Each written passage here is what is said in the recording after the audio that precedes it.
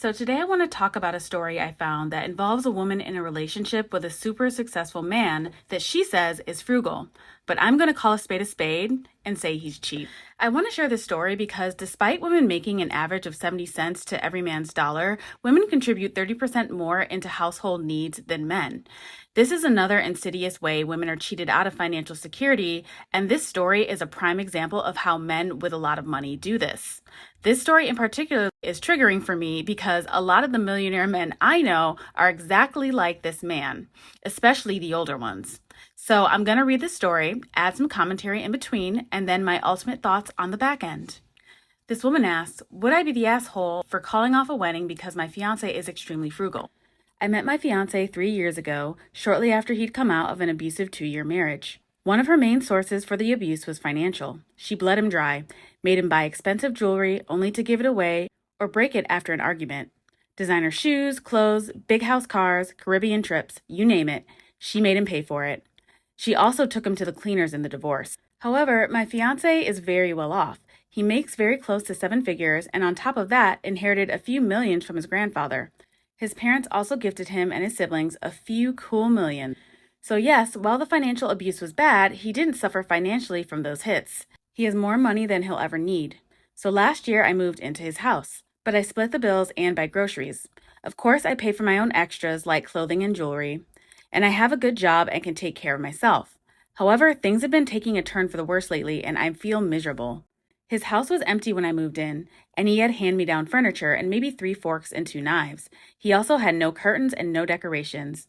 He's too cheap to turn on the heat, so the house always felt cold and moldy. When she left, his ex took everything not bolted down, and he was too cheap to replace it. Just imagine $1 million house like that.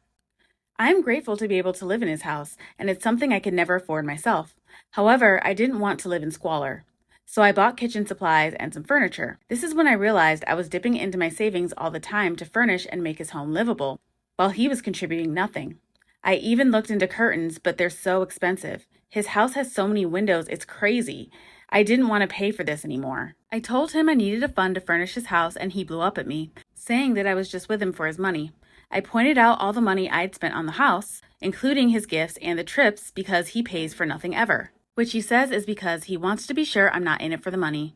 The fact is, if we break up, I have nothing. The house is not mine. If I spend all my savings on his house, I will be left with absolutely nothing.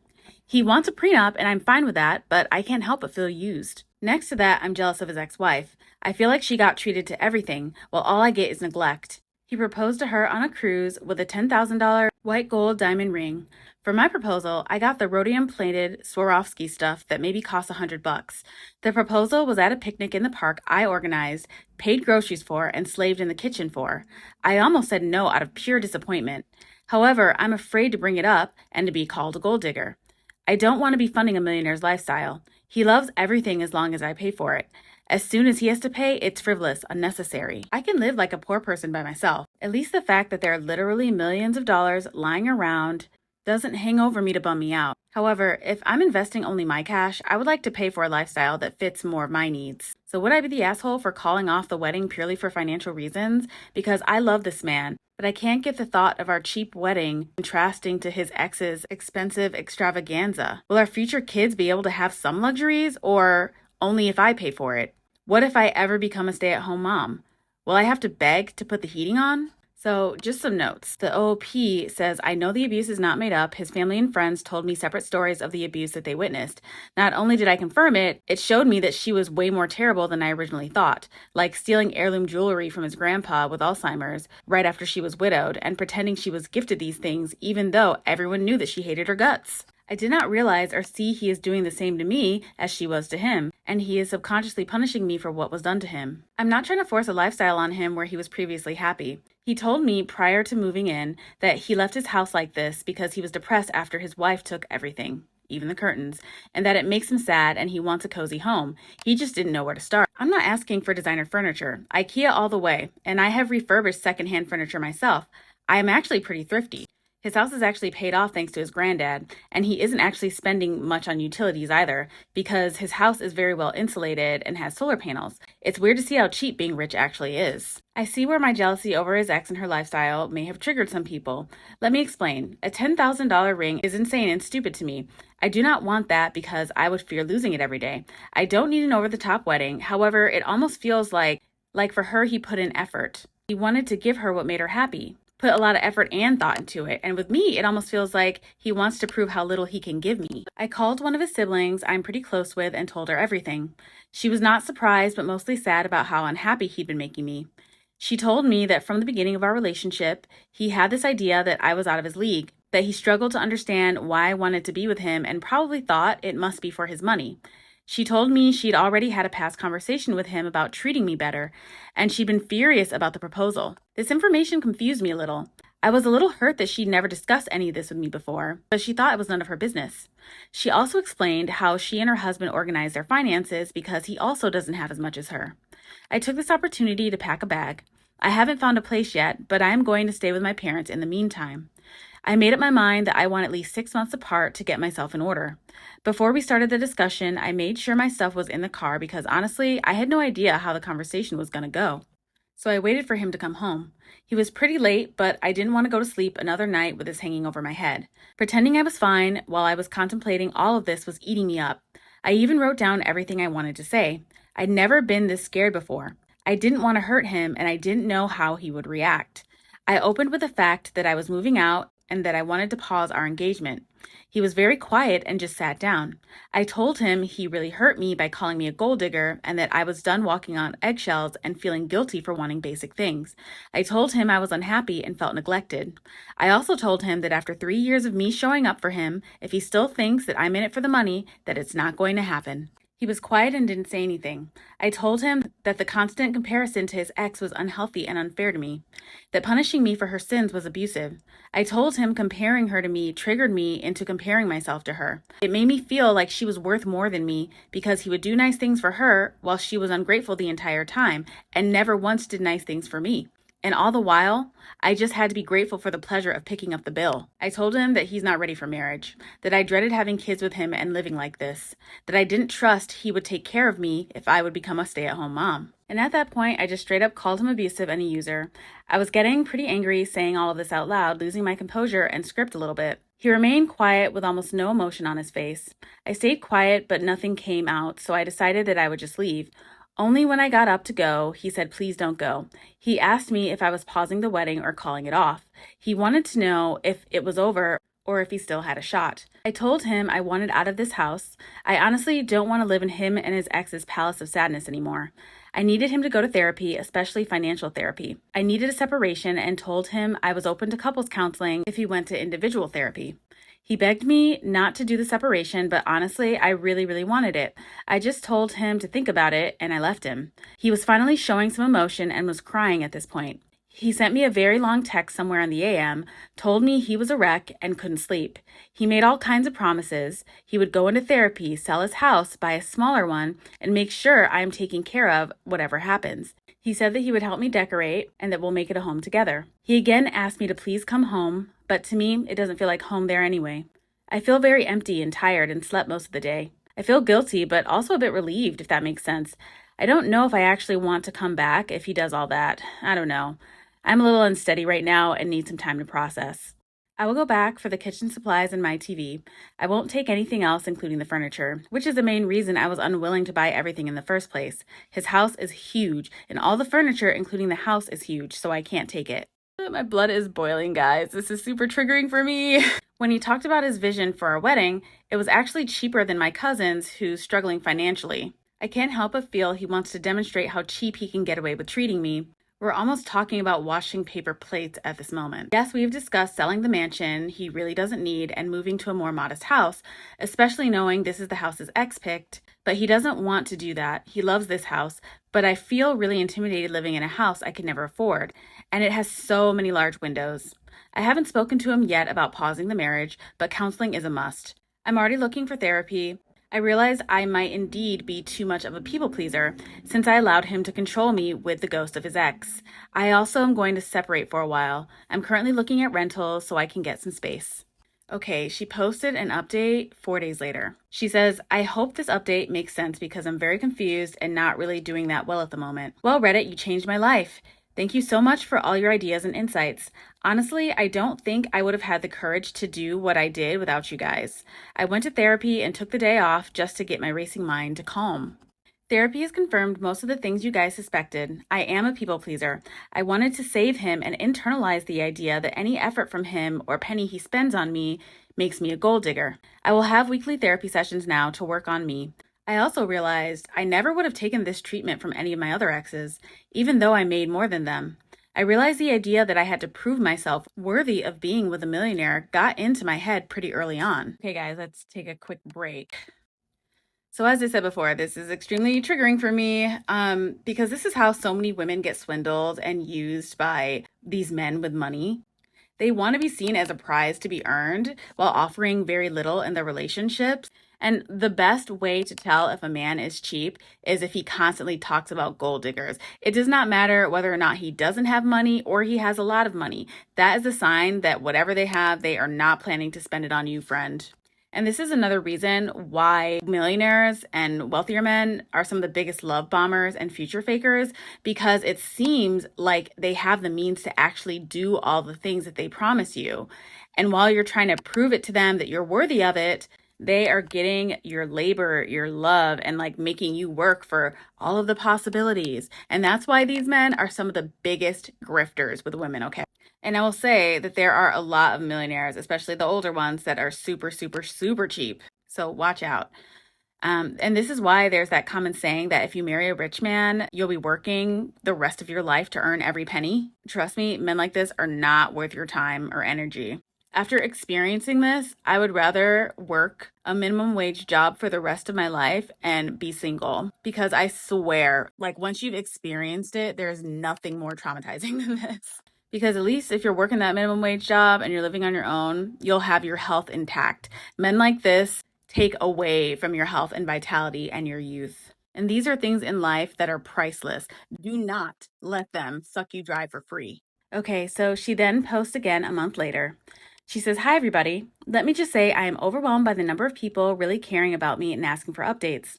Strangers caring about you is a feeling like no other. Thank you. So as I mentioned, I left. I'm looking for an apartment I can afford, and my parents are helping me out. I'm living with them and saving up money. I'm not closing every door, but for now, we are broken up and have no contact. The first week, he transferred a large amount to my account, which really rubbed me the wrong way. It just showed me that he still thought money was what kept me here. I deducted the couch I left and transferred everything else back. I asked for no contact after this. He's been super respectful of it, and I feel free at the moment. I felt guilty for my needs, for wanting to be taken out every once in a while. The longer I'm out of the relationship, the more I realize how abusive it was. I have an autoimmunity problem, and the cold house caused it to flare up. Even after that, he kept turning the heat down. He'd rather have me constantly miserable than to pay $100 extra at the end of the year. The last thing I heard is that he put the Palace of Sadness on the market. I've seen the ads, so I'm happy that he's going through with it.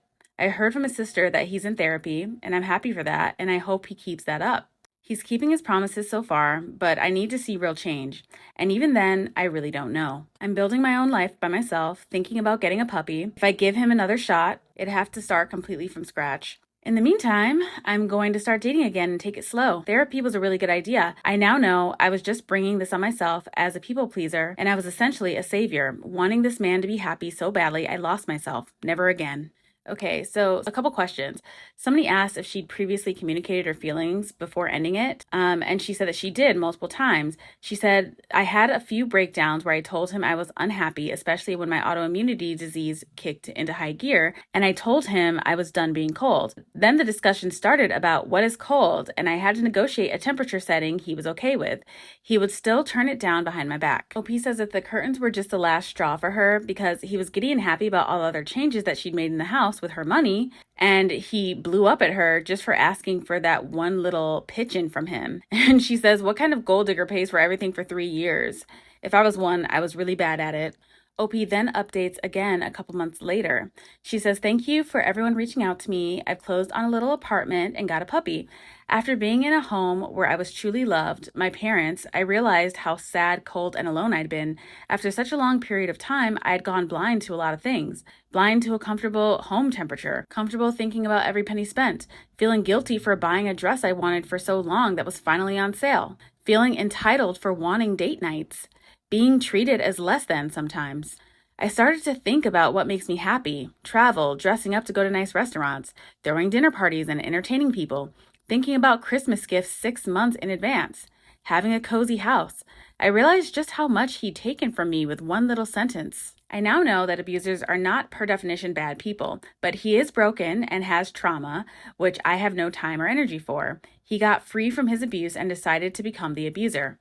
I know he's in therapy, and we initially agreed on 6 months no to low contact, but I was certain it was not for me anymore, and I didn't want to keep him dangling. Breaking up with him was very hard, and it made me very sad. I never wanted to hurt him. I love this man very deeply. I wanted us to be each other's happily ever after. We both came from dark places, and I wanted us to thrive together. His family told me I was the one. I was everything he was looking for, and I felt so lucky. But we only have one life to live, and he has so much work to do before he even becomes the bare minimum of what I need. Go girl! I feel failed, like my story has a bad ending. I feel very broken and sad, but I'm taking my time to just be me. I hope he does the same. I truly hope he finds the one and becomes happy, but most of all, I hope that for myself. But for now, I am enough for me and my puppy." And someone commented that this is so far from a bad ending. A bad ending would have been staying until nothing was left of you. A bad ending would have been him bleeding you dry and you being stuck. Put yourself first, and that will always be good. To add to that positivity, this is probably the kick he needed to get past his trauma. And the OOP says, "I think you're spot on. He has said these things himself. He didn't know how bad he was until he came home to me leaving. He's told me that he hates himself for letting me walk and letting me be this miserable. He's in therapy. I hope he does well." I don't know, folks. To me, it kind of sounds like he was trying to get her to a tolerable level of permanent unhappiness, and she had enough self-worth to call his bluff. Okay, so there is another update that is 4 months since this last update. She says, "I was in a financially abusive relationship, and now that enough time has passed, I'm more comfortable using the word abuse. I fought it for a long time because he did not scream at me, hit me, or call me names. He just used triangulation and the image of his abusive ex to use my own kindness against myself and to get me to fall in line. Spent my limited savings on furniture, luxuries, and nights out for a goddamn millionaire just to have some comfort in his life. I never lived an impoverished existence other than when I was with a person who actually had a lot of money. More than I could possibly comprehend. When I left, I really struggled to keep going. I was so scared to go at life by myself. A few things made me go on. My colleagues, who are more friends than coworkers, who knew all of my stories in detail, hugged me and told me they were so proud of me for leaving. Their feelings were so authentic that they rubbed off. Number 2, my boss once passed my office when I was working late and said, 'Never give men second chances. They never change. You deserve someone who gets it right from the start.' I don't know what prompted him to say that, but it stuck with me. Number 3, my trainer, who knows some stories, said to me, 'You gave everything to get less than nothing back. It is like getting $100 from you, but in return, I get to take $100 out of your wallet. Why would you want to deal with that again? He has debt with you he can't repay, and I don't mean cash. I mean emotional energy, love, and kindness.' And then 4, she says, 'I read somewhere, don't wake up in the same miserable place 10 years from now because you fear the change you have to make today.'" So she bought her own apartment. She said that she felt like a poor little mouse being surrounded by people who make her monthly wage in a few days. But the fact is that she has a very good job and earns far above average. She says, "I'm able to have a nice place, nicely furnished, and I can even support my puppy. I live by myself, but feel endlessly more warmth than in a relationship. I love myself way more, and I'm not riddled with guilt over wanting to have a cozy house or going out to dinner sometimes." She says that she's so happy that she dragged herself out of that relationship. Keep going. One foot in front of the other. It is hard, but you got this. Okay, so the final update was 4 months since this last one. She says, "The money is gone. She's not going to get it back or fight for it. I even had to block him because at some point he got petty and wanted me to pay back rent for the time I lived with him. No way I was opening that discussion. Whatever, lesson learned. I may be poor compared to a millionaire, but I'm doing just fine." The sister that I did get along with for a while has been a lot cooler lately. Recently, I became official with my new boyfriend and have been out and open about it. I think this is where she's struggling. Maybe she was hoping it would still work out or something. I don't know. I must say, this man Wow. People say to never settle because there's better out there for you, but I never believed it until now. Honestly, I was ready to be a crazy dog lady for the rest of my life, and I was enjoying being single. My friends urged me to start dating just to get the hang of it, and he was my third date. I went against my will and was 100% not into it, but when I saw him in real life, oh my gosh, sparks flew like never before. I'm in my 30s, so I thought I would have experienced it all, but this, wow. He's everything my ex was not. He is kind and caring, cooks me dinner, buys me gifts, gets flustered, but is grateful for the gifts he gets. And between us, the lovemaking is insane. So please, take it from me, never settle. Ever. Trust the process, babe. Ma'am, I must say, you are an inspiration. There was that one statement, I don't know if you guys noted, but it really stuck with me.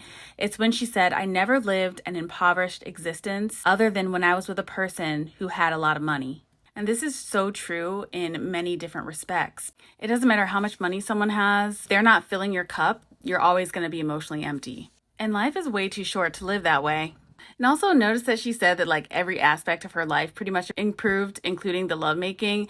It's because, yes, like you know that there was no way that her millionaire boyfriend was going to be giving in bed. Cheap men never are. Nobody should have to settle for someone who makes them feel that low, and yet so many women do. Financial abuse can often be incredibly insidious because it often looks like the kind of sensible frugality a lot of people on the outside world would agree is good sense. And so it's actually incredibly easy for the abusive partner to set the narrative around the abuse with friends and family, that they are being sensible and caring with money, but their partner is bad with money and needs to be reined in so as to not bankrupt them. Whereas the reality, visible only to the abused partner, is that their worth and value has been commodified in the relationship, or it is actually they who are being financially disabled by their abusive partner's uncontrolled spending. And this is why I made the differentiation between, being frugal and being cheap, because even though they sound similar, they're completely different. A frugal person is like that friend who's all about getting the best bang for their buck. They'll spend a little extra on something they know is worth it, like a quality pair of shoes that'll last years, or they'll hunt for a great deal on something without compromising on quality. It's like they're playing a game of how much value can I squeeze out of every dollar, and they're not stingy either. They don't mind picking up the tab once in a while or paying a bit more for something that truly matters. But cheap, that's a whole other story. Think of that person who's all about spending the least possible, even if it means going for something low quality or inconveniencing others. They're the friend who'd split the bill down to the penny or skip tipping well. For them, it's less about value and more about how little can I get away with spending. It's like they've got a fear of parting with money instead of a smart way of handling it. So yeah, frugal people are just smart with their cash, but cheap people, they're often more about holding on to every dollar, even if it rubs people the wrong way. Being cheap can be seen as a character flaw because it often signals a lack of generosity, empathy, and even trust. Here's the thing, when someone's cheap, they're so focused on not spending that they can start making decisions that hurt relationships or make others feel undervalued. It's like they're more attached to holding onto every dollar than considering what their actions say about them. They prioritize cash over connection, and people notice that. It comes across as self-centered, overly cautious, and even a lack of respect for others' time and effort. It's not about the money itself, but about what cheapness can signal. Frugality is often seen as a positive trait, so those who are undergoing financial abuse end up having to deal with the guilt. In many cases, people don't even know that something's wrong until friends tell you that hyperventilizing because you lost $1 is not normal. It's like a frog in a pot boiling. Just like the OP, she didn't realize she was boiling until something else drove her out so she could see how bad it truly was. There was also a comment that brought something up that I was thinking about. I bet that there's way more to his ex and that gold digger story. Anyone else doubting it a little bit? She keeps repeating the story that she's heard from her ex and his sister, and how the ex was demanding everything and took everything and was just like a complete money grubber and a nasty woman. And then he's super depressed and he can't even buy a couch, curtains, or dinner, and he has millions of dollars. What it sounded like to me and a couple other people on the thread was that the ex did all the heavy lifting in the relationship to keep up the lifestyle that was expected of a wife in their social class. And they trashed her for doing her job well, and then it came to the realization, OP did, that nothing was ever going to satisfy him. And so she took everything, snatched every single curtain rod, and left him, with the 2 forks that he had when she came in there. So pop off, queen. I'm glad that she left him with his bad attitude. And I'd bet that if we actually were able to hear from the ex, that she'd have a very different story. Hope that she is having a wonderful life as well. Someone even pointed out, so he was abused by a narcissist and became one to cope with it. They said, I'm beginning to question whether the previous wife was actually as bad as he said, or if he started treating her as poorly as OP after a while. The whole back rent thing makes me think he pulled the same sour grapes routine on the ex. He gave her jewelry, etc., and then rewrote the script when he squeezed her to death. Whatever he paid for didn't put a tiny dent into his multi-million bank accounts and yearly earnings of nearly $1 million. The important point, however, is that no one forced this man to pay all of the expenses he supposedly paid for his previous relationship. He made choices every single day to pay or not pay, indulge or not indulge, etc. Likewise, OP realized that she too was making those same decisions every day to stay and to pay, and until she made the decision to stop. And standing applause for her for finally taking action after 3 years and all that lost savings / earnings and sadness. So yeah, this guy reads to me as a big douche and a huge narcissist, and I have very up close and personal experience with what that looks like, specifically on the money end. Now, this is important. A narcissist's favorite tool to utilize is money. They love using money to keep people under their thumb.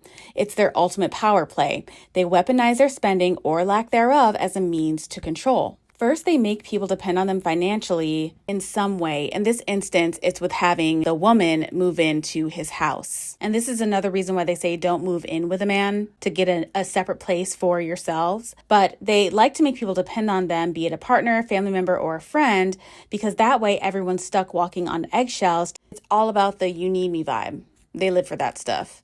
In a narcissist's world, cash isn't just cash. It's their way of holding everyone else on a leash.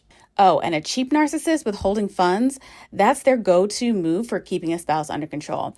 It's wild because they get the double thrill of hoarding money and manipulating someone close to them. Here's how it plays out. First, by withholding funds, they get to keep their spouse dependent, trapped in this constant state of having to ask or justify every expense. It's not just about saying no to things. They get a real kick out of making their spouse feel small or guilty just for needing something. It's all part of the game.